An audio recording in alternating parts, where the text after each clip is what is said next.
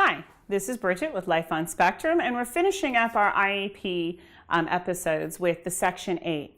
Now for Section 8, this is the data information section of the IEP. Generally speaking, it has nothing to do with your son or daughter's education, but the billing that it takes place. Now in Pennsylvania, we call it the Penn data section because it's the Pennsylvania data. But if you live in Minnesota, it could be Minnesota data or etc. But this is basically where the calculations are put to test.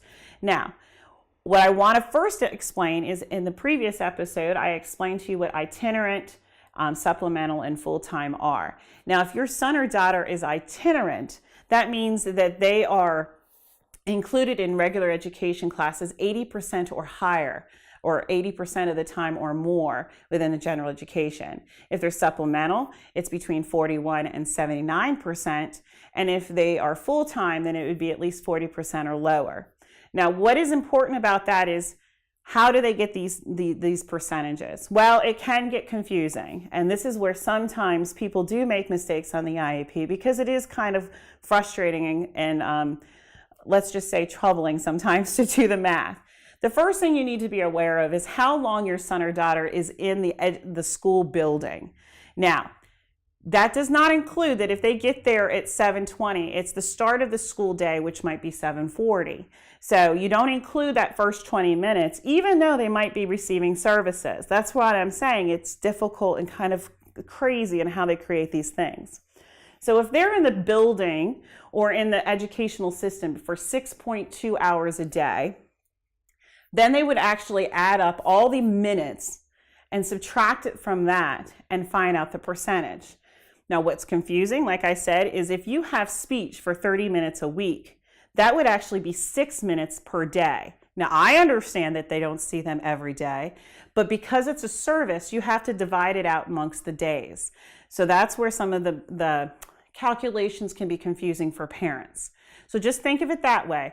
Even though they may only receive it twice a week, that amount of time has to be divided per day because they're trying to find out the calculation of time that they're pulled out of the general education classroom.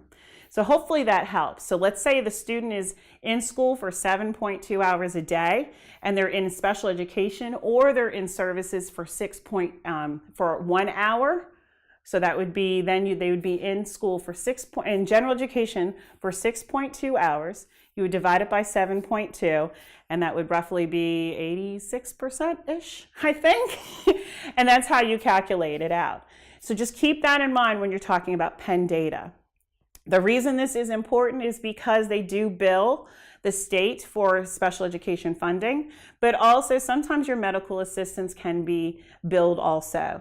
Please don't feel like this is a hardship on you.